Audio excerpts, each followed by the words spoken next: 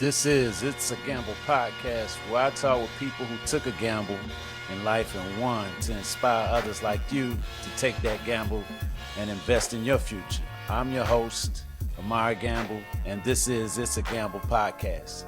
Hit the like and subscribe button if you're digging the podcast. Let's go. All right, y'all. Welcome to another edition of It's a Gamble podcast. I'm your host, Amari. And today we have a special guest all the way from New York City. This is my family right here.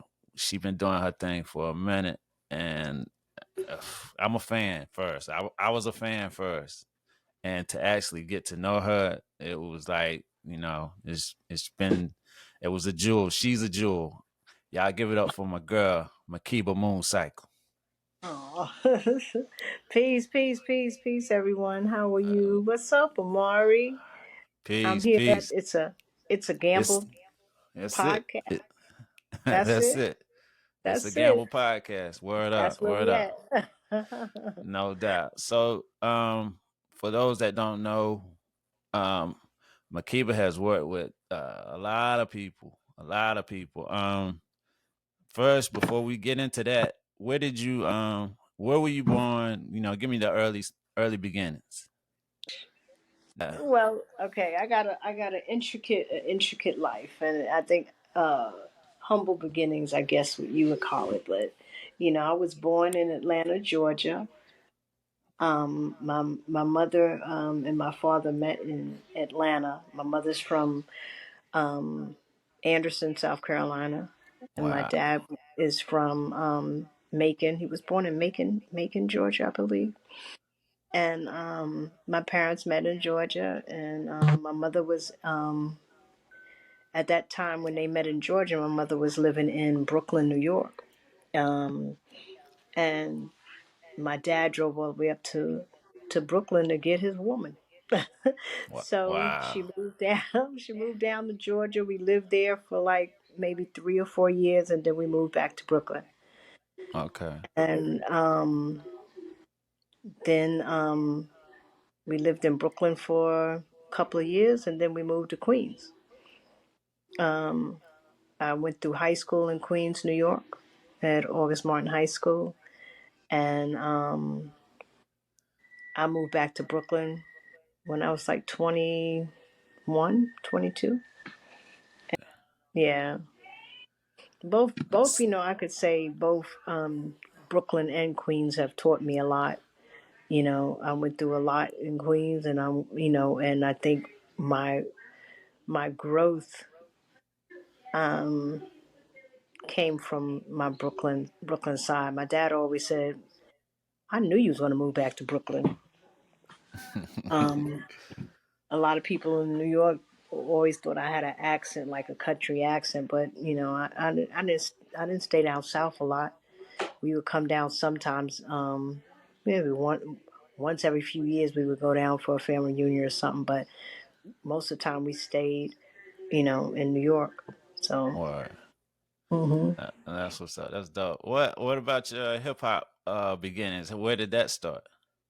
I started in my sister and I. Her rap name was Vanity Love at the time, and this was in high school. So we had this group.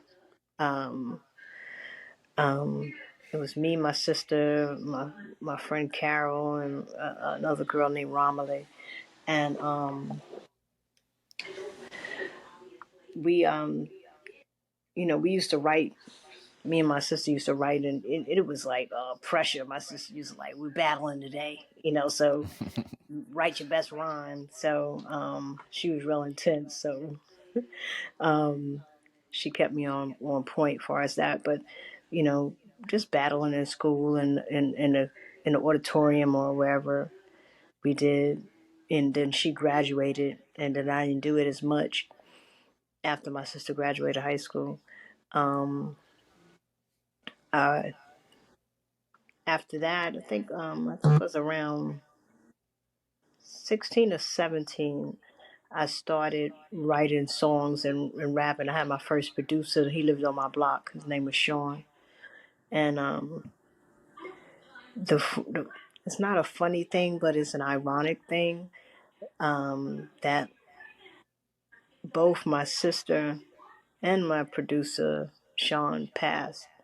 They both died. So at that time, I think I was like 19, and I didn't really want to do it too much anymore.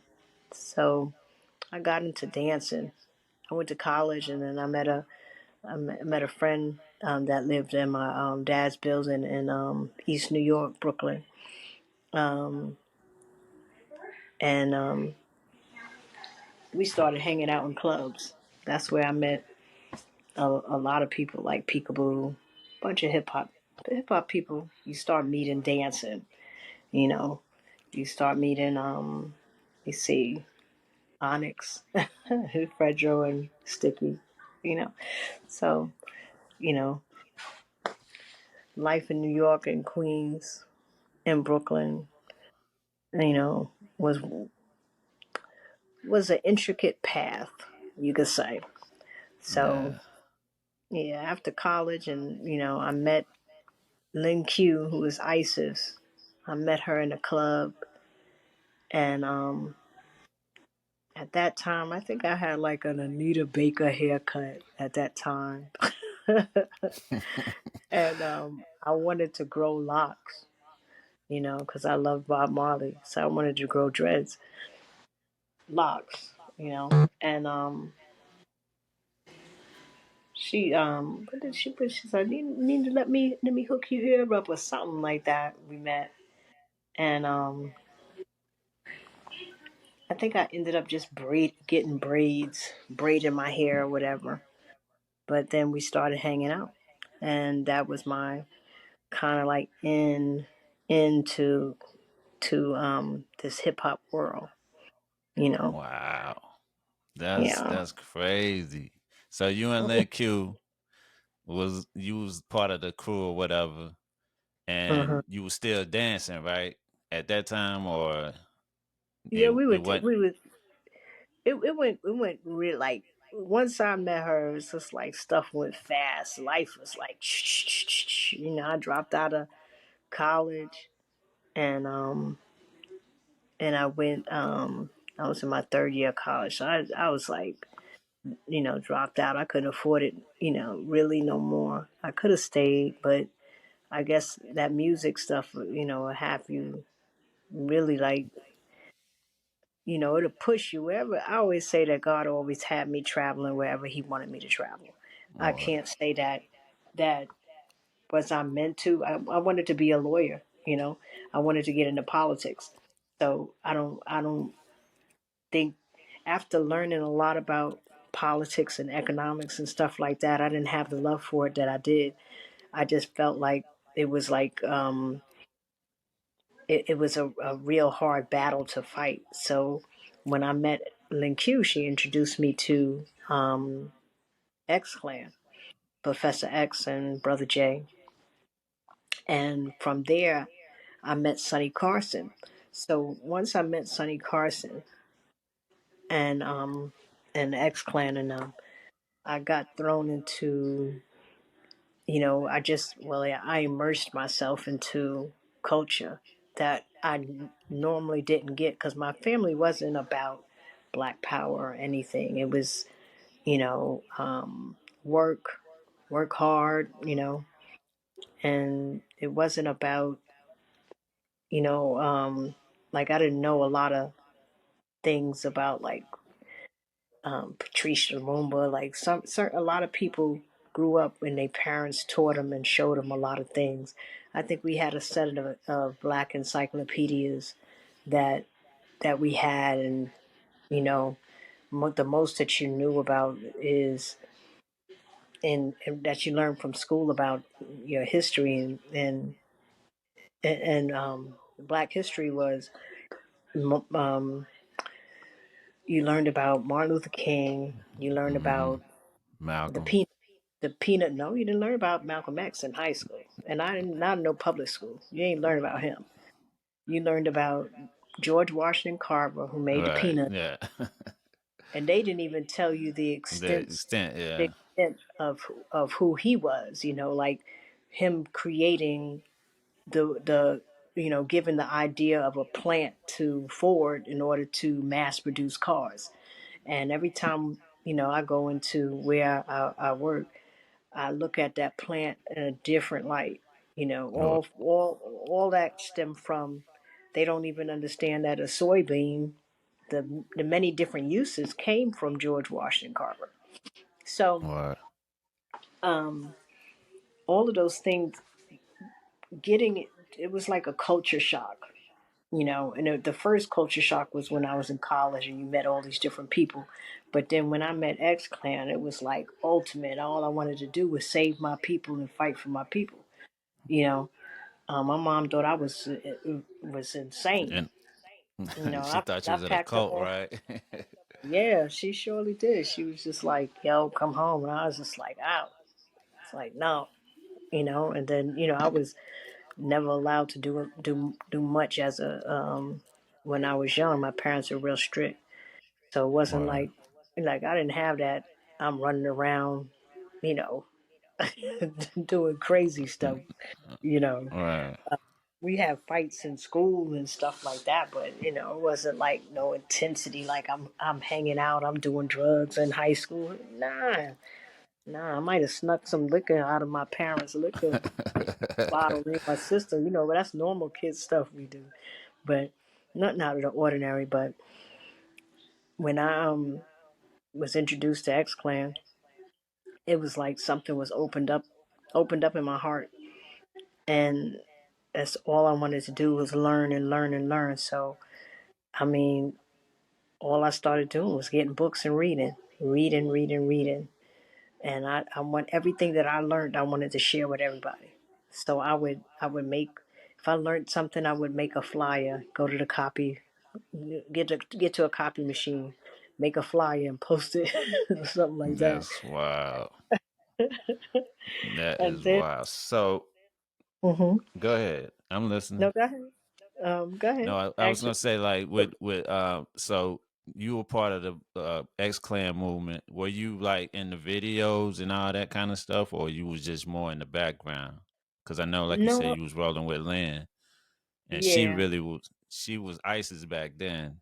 yeah. So So she was the forefront, of that. It was ISIS, who was Lin Q, Queen Mother Rage, ex Clan members were Sugar Shaft, the DJ, and the producer, the architect Paradise.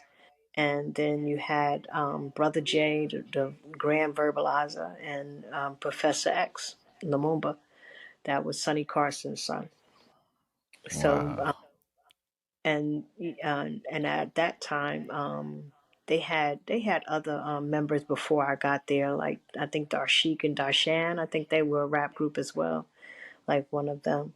And so with X Clan, I was in the video.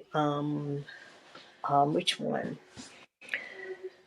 I was in a lot of the Lin Q videos, and then I was in one of the X Clan videos. Um, in one of the scenes, and I was also on the cover of To the East Blackwards, the album.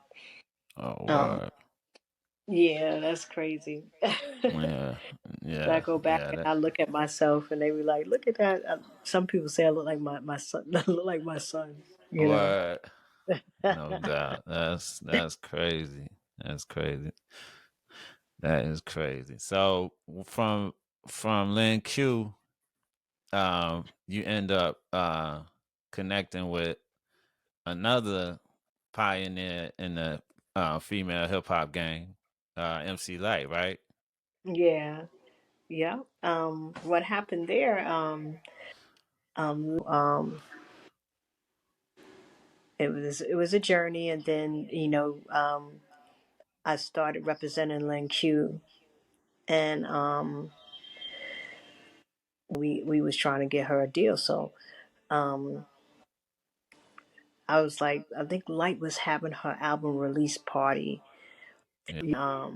I had a lot of connections within the bunch of labels, so I got me and Lin Q into that party, her album release party, and I wanted them to do a song together. So I said that'd be dope if I hooked them two up, So um, that night of her album release party, I just went up to her and I was just like, "Hi, this is my artist Lin Q. I want y'all, if we could hook up, maybe do a song together or whatever." And she just was like, yeah, I mean, she was amazingly dope. And sometimes you meet your idols or someone that you really look up to, and they may disappoint you because you look at them other than human. But you know Light was very open and warm, and she was really dope. And she exchanged numbers with Lynn, and I think maybe like 2 or 3 days later we was in the studio with her. Wow. And what ended up happening is that I think she had picked us up or something. And we was talking about that song because that song Roxanne Shante had.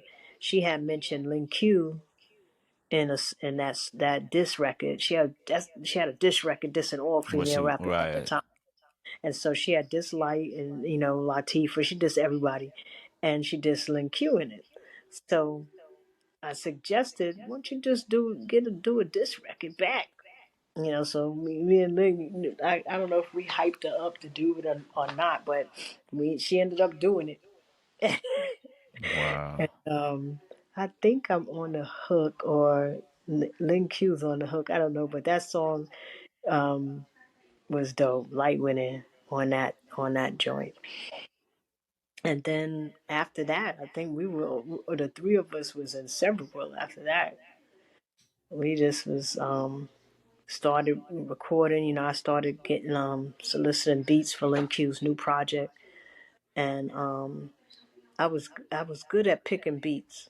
I know I could go listen to a producer, and I would travel everywhere to go listen to beats, or I get beat tapes and then just listen, and I can be like, okay, that's for Lin.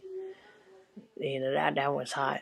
Yeah, cause we used to vibe like crazy. We were dancers, and we also were we could vibe. It's like we just had we would get into music, and you would see us like just all into this vibe, and it What? was yeah, it was dope. It was dope. We either, you know, um, it just, and I could tell even how I write is like different stuff.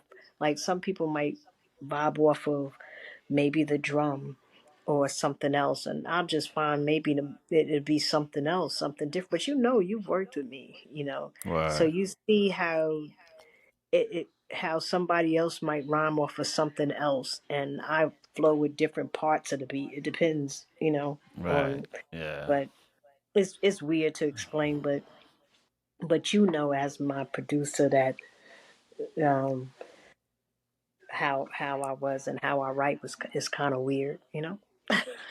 Yeah. So did you ever record with Light?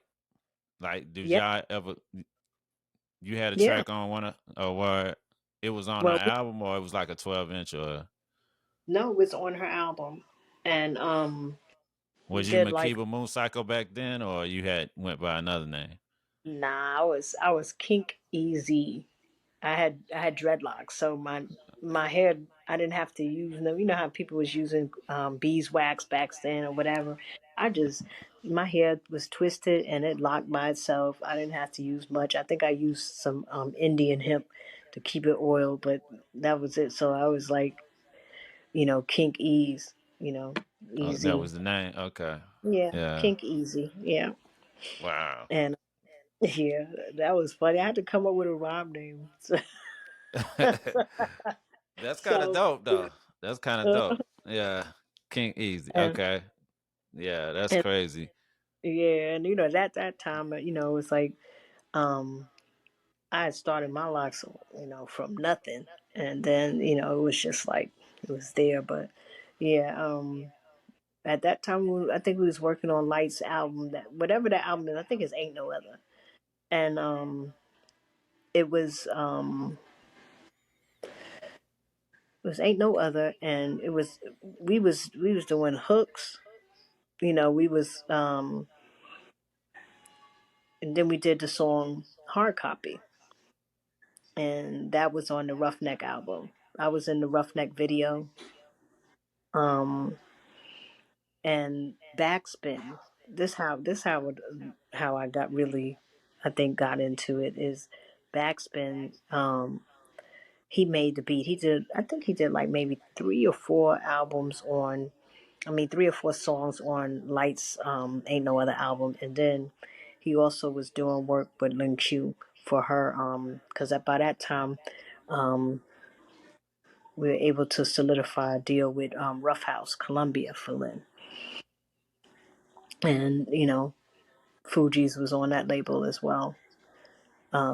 But they had that blended out to reality album on that. And Backspin was just like, yo, you should,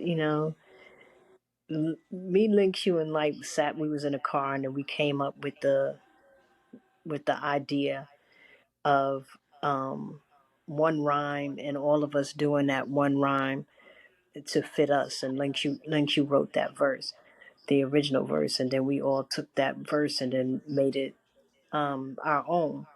And Right. we, I remember the TV show, the news story Hard Copy. So I said we should call it Oh, Hard right. That's dope. Copy. so, Yeah. so we Yeah, I named the remember song. that show. So yeah,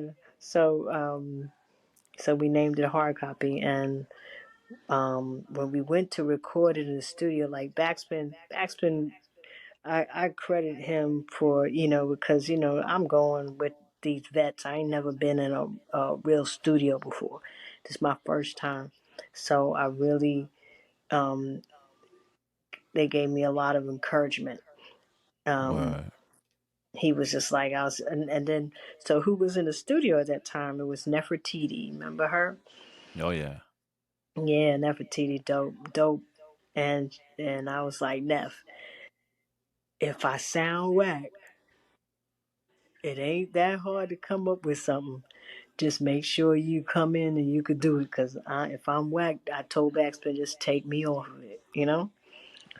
And it was Nefertiti.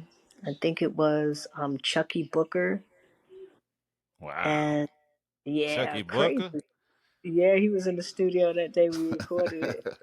Wow. It was a couple of other people, I'm not sure. And Light and Lin Q was there. Light went first because I was like, I don't want to go first. I don't want to go there first. And so Light went first, and then Lin Q went, and then I went, and I was Right. like, yo, turn out all the lights. Oh, you was that nervous. That's funny. I was super nervous, and then Backspin was like, "Yo, just do what we was talking about. Just do your thing. You got this. You got this, right?" He said, "Just go ahead, right?" And so I got in the booth, and when I tell you, I don't even know what came over me, but I just went in, and Right. he stopped. He stopped after like a couple of verses, a couple of lines. He stopped. He was like, "Hold up, hold up." He's jumping all up. I think we was in this it was a studio that was below Jive Records. I forgot the name of that studio, but we was in there, and he was like, hold up, hold up, what I tell you. And I That's was just dope. like so embarrassed, and then everybody is looking in the booth like, who is that, did that voice come out of this person? And Wow. so after I did it, I came out of the booth, and everybody was just like hype. Light was hype, so it was Yeah. it was crazy experience for me. I was on such a high, and once you feel that high, it's Yeah. like it's better than drugs. It's Right. better than I just smoke a lot of weed. I know better. I think everybody did at one time. Mm-hmm.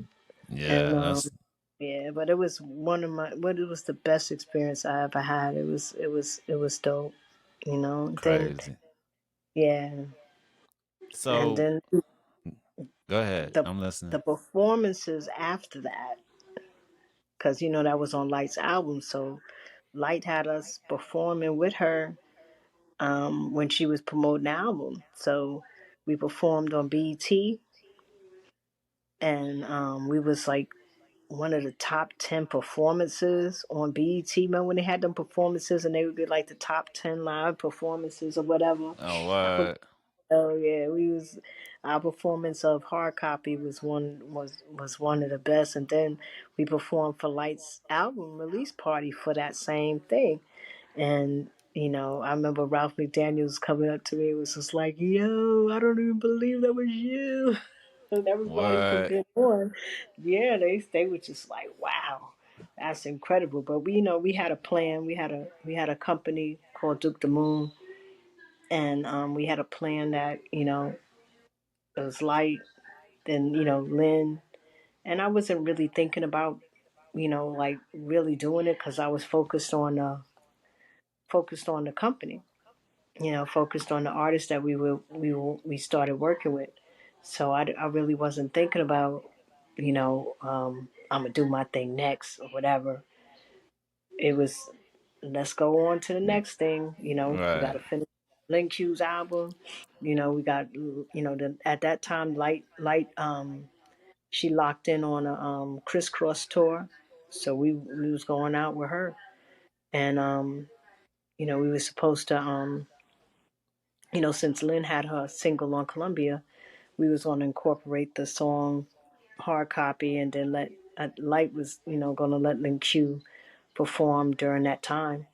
But it didn't happen. Other things getting away. So but that was a great Yeah.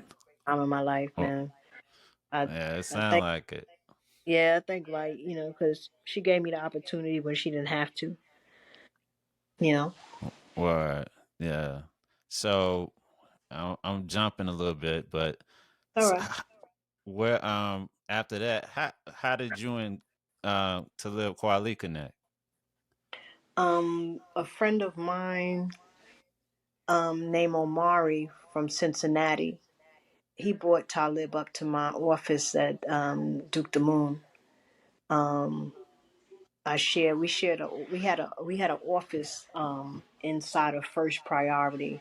First Priority had their office in on Fifth Avenue, and so Duke the Moon had a office in within that office, and Omari, he produced Grand Rising on my Gibbous album, but he introduced me to Talib. They were in NYU together, and that's how I met Talib. What? So from there, I thought he was cause I incredible. I you thought thought he it was you incredible. I thought he oh was heard incredible from from the the start. start. I was like, yeah, I was like, yo, you like a KRS-One. That's what I was like. He went out, That and is so funny. yeah, so when because I was responsible for I had to get these groups signed. We had Born in Hell, who that was their first name, but then they became the Rose Family, who had the single Beaches and Cream. They was one of the first hip hop acts on Raucous, and we was managing them at Born in Hell. I had got them a deal on Select Records. I had took their music up to Silver D, and Light knew the owner, so that was like a no brainer.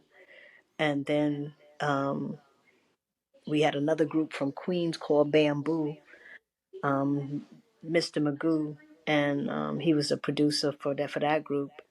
They were dope as well. And then we had Problem Child, which is Skankster Rap Martyr, which everyone knows. his Right. brother, um, his brother, um, his brother. Let me see. His brother Goldie, they call him Goldie the Mayor. So his brother Goldie produced.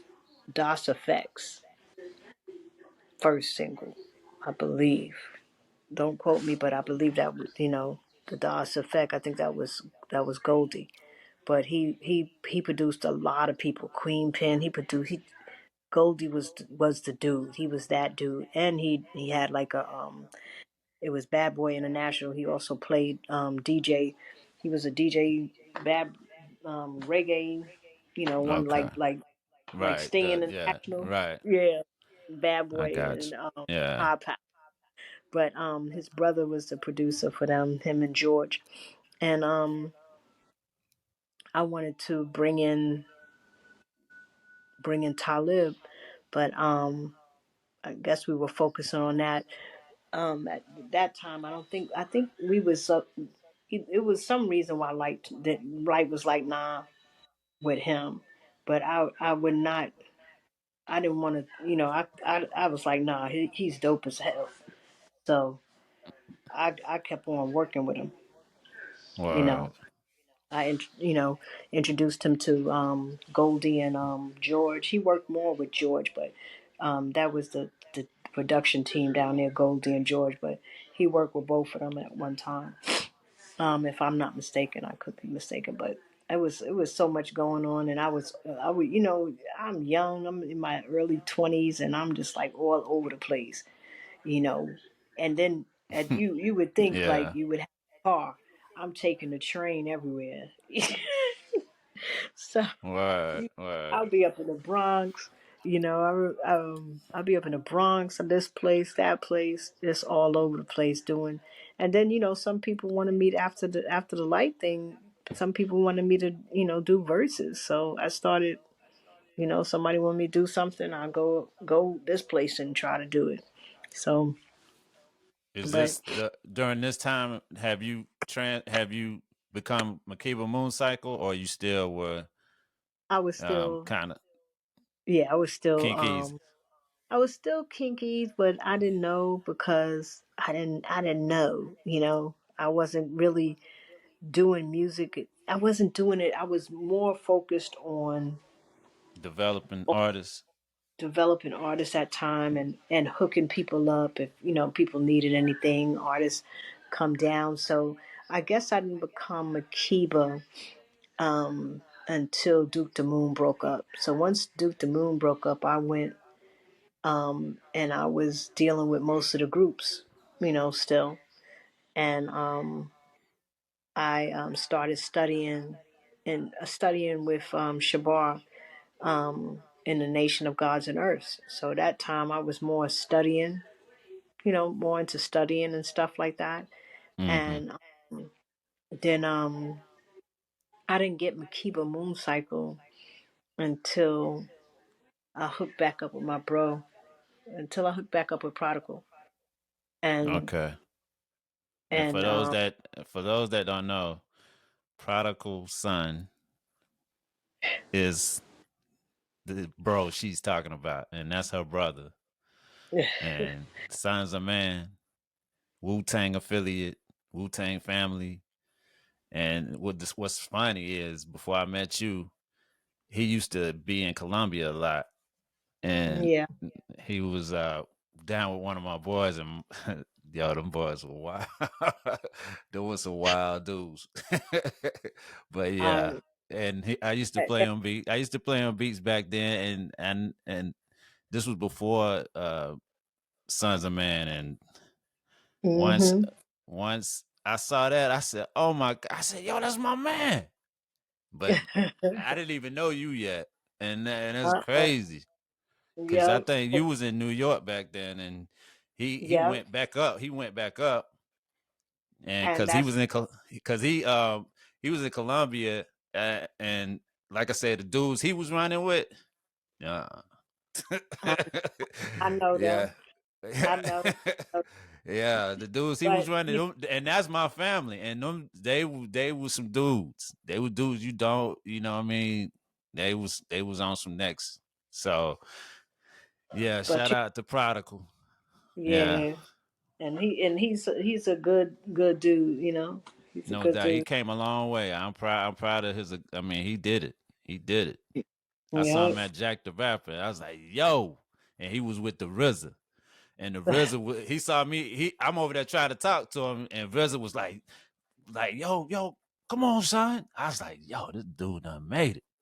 I was like, yo, that was crazy because that was when Wu was like blowing up, and he was right hmm there. He was right there in the mix.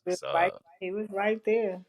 mm, I know, because at that time, I think we hooked up right before that. 'Cause- well, no, right. It was right during that time because we wanted me and Light. I had to go see RZA and his brother Devon because I wanted Lin Q. Um, well, Light as well. We thought of maybe doing a song, Lin Q doing a song with Meth and Ghost. I think with Meth and Ghost or whatever, and RZA produce it. But it didn't. It didn't. Obviously it didn't happen. But that was one of the things, and that's where we bought. We was like, yo, no. That's where we got back well, together. reconnected. Yeah, We that's connected crazy. there, and then also it was another guy named his name was Mud. It was another artist named Mud. He was signed to this other label, and um, Prodigal was like his confidant. Like big brother. You know, helping him navigate through the record business and stuff like that, helping him out. But um, he was looking for management as well, and he was already signed. So um, but these artists, boy, they jump from here to here to here to here, just wanting to Right. people do stuff for free, and it's Oh it's yeah, a lot. yeah. It's a lot of work going into developing an artist and being there for artists because you don't just be. It's not like your phone turns off at 5 o'clock. It's like a 24 hour job, and you don't only become their business, you become their family, their friend. Is deeper than just things. So it's like I've seen both sides of the coin. I've been an artist and a manager. So once I got my manager, I understood the struggle that they was going to. So I was a little bit more patient, maybe too patient, but I was a little bit more patient with the managers that I had because I understood that they wasn't just me, and that's because I did it. Right. So, but you know, Yeah. um, it is both sides need a lot more understanding, and and just more clarity, and paperwork should be a So, must. And oh yeah, go oh ahead, yeah. should always be a must. Go ahead. What were you saying? Nah. So I was gonna say still because you work with a lot of people, and Yeah, how, you work with DJ Scratch. How did you meet Scratch? man, that's my buddy. That's my buddy. Um, Scratching me, I guess we met because I was with Light, and he was with EPMD, and we would go to these industry parties all the time, and I met him. I guess at a party or something. He just started talking to me. He was so cool, and he was like, "You always running around, you always working and stuff." And so, I was just like, "Yo," and then he did beats too, so um, I was always connected with producers to get light beats and Lin Q beats. So I was always trying to connect, and we just became real good friends. Anytime I needed advice, I could call him. And then I really didn't tell him that I write. I was writing and not really sharing none of my songs. I had like two or three books of poetry and rhymes way before I even laid anything down for Makeba Mooncycle. So Wow. it's just, So go ahead. nah, I was gonna say so. Like your first official release as Makeba Mooncycle would be with Quali, right? No. It was the well, Gibbons was the well, first. well, no, no. Well, no. Actually, yeah. Okay, you could say, yeah. Not my first. official release actually was an independent through my producers at the time, which was Friendly Fee, that turned out to be Masters of the Art. And that was Amelia Moore. She was A&R at Atlantic at the time, and her husband, he was the drummer for a band called Aura. Um, he also played the drums on Just a Touch of Love, and Word. they were from East Orange, New Jersey. So they became she became my manager, and the production company, because they both did it together. You know, he did the beats, but she did a lot of arrangements and vocals and stuff. So um, they did I got some of those albums.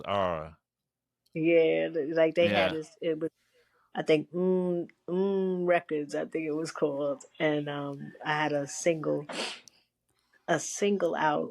Was it before? I'm not sure. I think it was. I think that single was out. Desert Storm, because it got picked up by what was that record label? Not Buddha. Started with a B. They did a bunch of compilations, but I was on this compilation. The best, it was a hip hop female compilation. It was 3 parts. It was old school. I was part of the new school, and I had a single called Desert Storm on that. Um, So and then that was your first official single, Desert Storm. I think so. I think it was Desert Storm. I think it was Desert Storm. And then, um, when I was shopping Talib, we,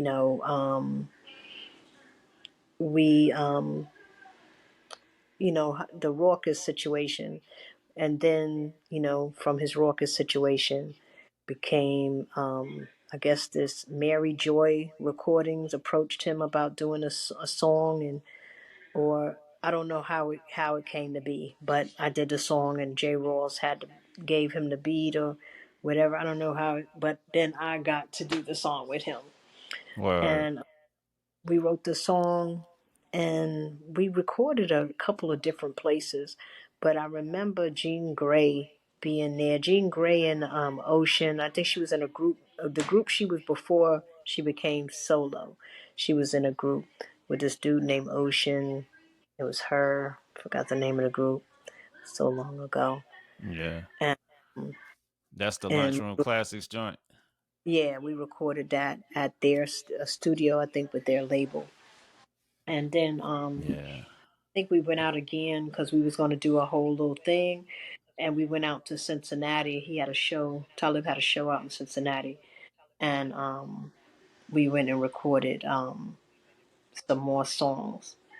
And then that's when Is um that where you connected with J. Ross?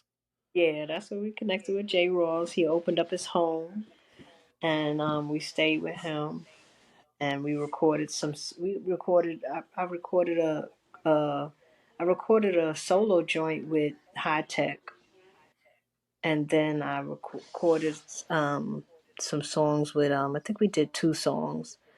We re-recorded Lunchroom Classics, and then we recorded a song called We, and with Jay Rawls. And you know it's some timelines and stuff like that. That's what I tell you, the Oh time is yeah. moving fast. It's like What? to lay it down like what time. It's like I don't know, but I don't know what was first or what Yeah. was last. But I know Lunchroom Classics was done before my Gibbous album, and because that's Now when, yeah.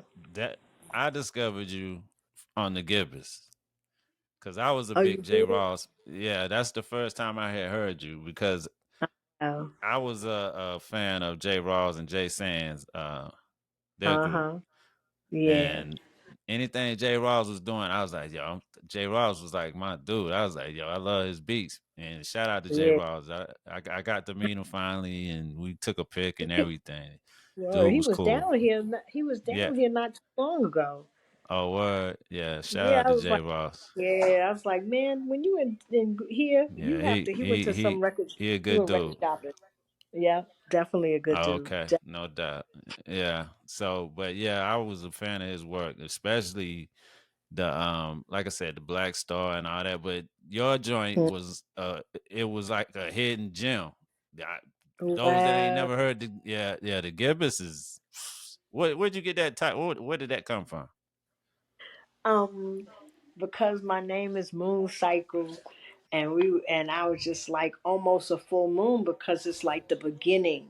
Because the gibbous is Okay. almost a full moon, but it's also almost the closing of a moon. So it's like a Well, wax and a waning moon. I study when I named myself right. Yeah, Mooncycle. I had to yeah. study all the ins and out of Yeah. everything. And Right. so yeah, so when with the gibbous, it was almost a full moon. Um, it was me and Amelia, I think, that came up with that name. I know Amelia has Yeah. something. She was Yeah. always brainstorming. So, um, How many joints was on that? It was an EP, right? It was like three. it, it was actually three joints and then the instrumentals on Yeah. it. Hmm. Yeah. Yeah. Yeah. That's a classic. That right there. When I heard that, I said, "Yo, she dope." And it's Oh, crazy that when I found out, after shortly after that, I found out that you was living in South Carolina on some MySpace. I think it was some MySpace craziness, and I was yep, like, "Yo, you in South Carolina?" Because yep. somebody was talking about your project, and I was like, "I gotta get you some beats, I had to y'all." get. And, nah, you good, but I yeah. forgot. I forgot because I I was like, I remember said, I gotta, yeah, I said, I gotta send you you some hit me up. beats. Yeah. I said, I'm a fan. I was like, I'm a fan. I gotta hit you up with some beats. I hit you up. You was like, yo, okay, I can work with this. And then we ended up Yeah, rocking. And yeah, yep. we made a dope little project. Um, But you can't end and it like now, that. You can't end it no, like that. You can't. You we can't made, say what you can't say. Wait a minute now. We when we connected, I was in a place where I hated hip hop, oh, word. Wow. and I was just hurt. I can't say okay. I could say yeah, I was hurt. I was disappointed. I didn't know what to do. But you was in I South, first of all, you was in South Carolina. yeah, By that's what. then. Yeah, And you probably was like, it's no hip hop in South Carolina. And I probably was like a surprise to you. You was like, yo, I kind of wasn't like, looking.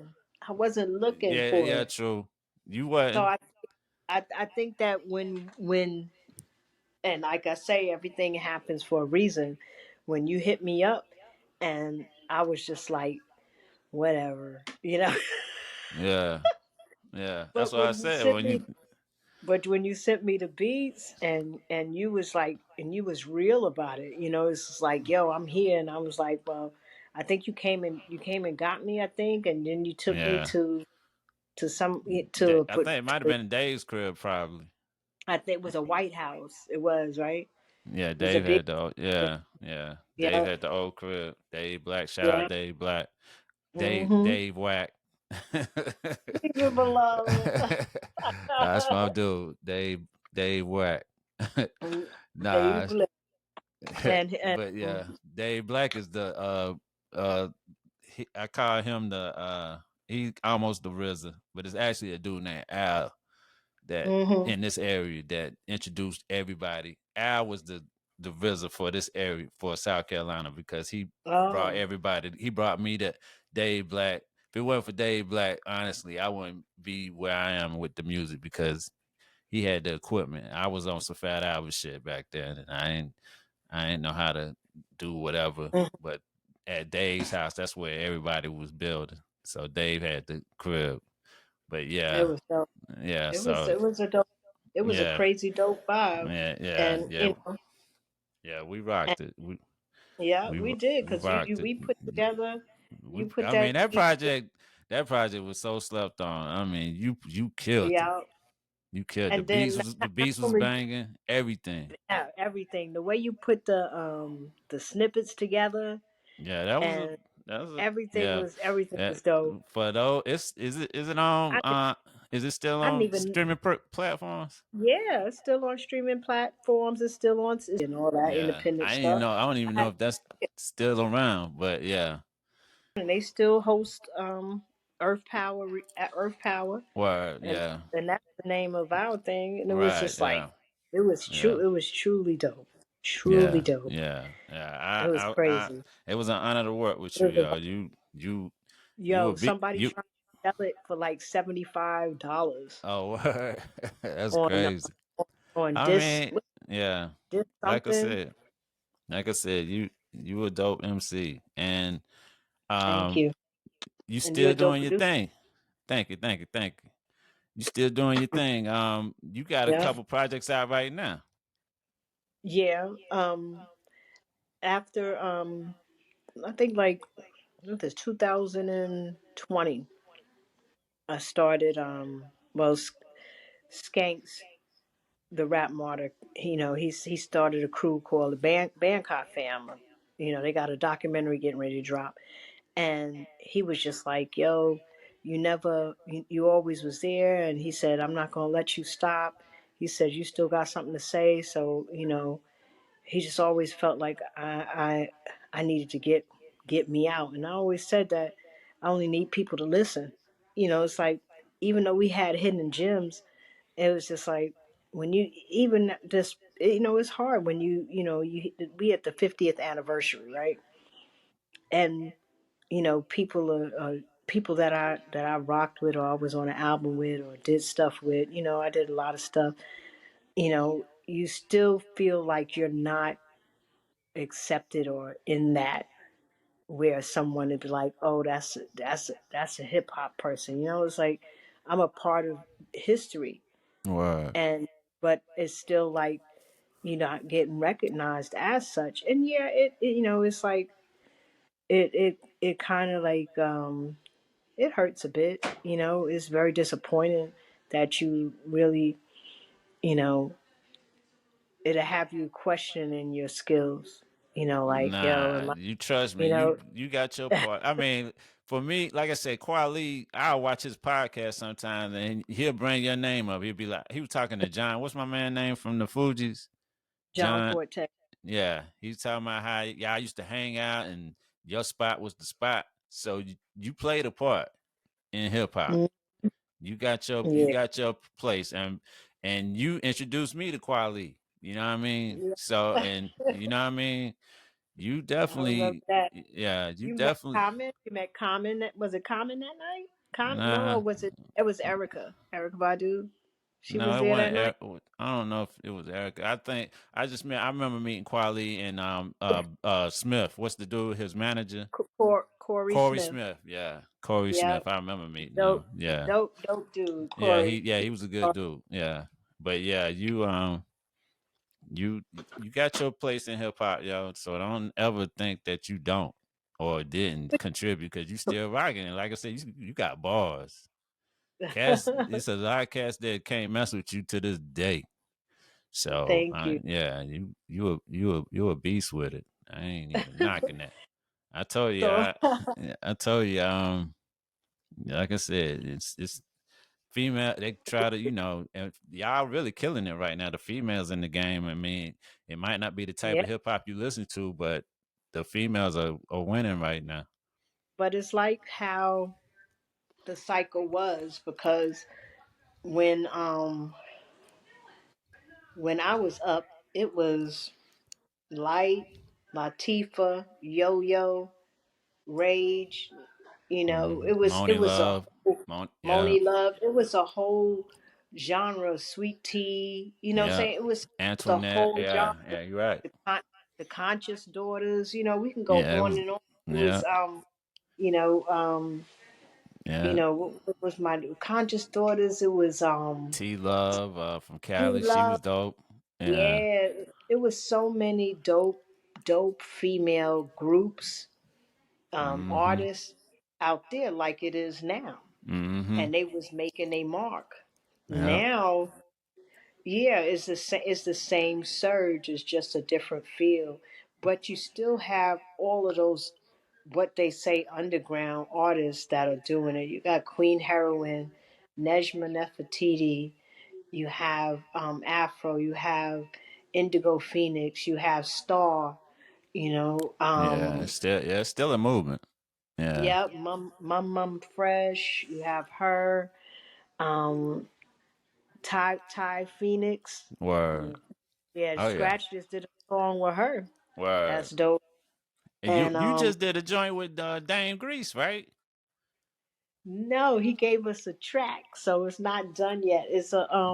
Okay. It's a it's a project that Skanks and I are doing that Okay. we're working on. But But we still, two songs deep, but yo, it was crazy. You know, Phil Good right? Music. Yeah. You introduced Shout me to out. him, Yeah, no doubt. Shout out to and Phil. Phil, he working with him, and we was there recording, and he was just like, "Yo, go ahead," and he started playing his beats, and when I tell you, I didn't know what to pick because all those shits was fire. Fire. He still got it. That's what's up. I was And like, he's all here. of He that. living here now, right? Yeah, That's yeah. dope. It's, That's yep, dope. it's him and the and an artist called Verbs Okay. that he working with, and Verbs is on one of the songs with us. He's dope as he's like a um Like the he's new like a cat, like a West Side Gun and all them cats, or no, you? he's like a DMX meets Okay, somebody gotcha. else, but Gotcha. he's just like raw. He's Yeah. all over the place, but Word. he's dope. He's dope. He's dope. That's dope. Um, he just hit me too. He's shooting this video in Atlanta on Word. but That's what's up. Well, so look, when yeah, I ain't so, gonna so take when up all your time. We've been talking. We done got an oh hour yeah, in. and look, and we could go Oh forever yeah, we because could go forever, yo. I mean, we fam, so yo. yeah, I definitely appreciate this opportunity to speak, and anytime. you threw out some gems in this conversation, and I salute you for what you do and what you're still doing, and Thank you. it's nothing but love over on this side. So I And none but love here, and we yeah. gotta hook up. We gotta Okay, do yeah, something. no doubt, no doubt, no doubt. I All right. appreciate you, and We need another. We need another no, Earth I Power know, right? reborn. No doubt. We're gonna end it right here, but this is another episode, and I thank Makeba Mooncycle for rocking with me today on It's a Gamble podcast, and I'll see y'all later. Peace. And peace.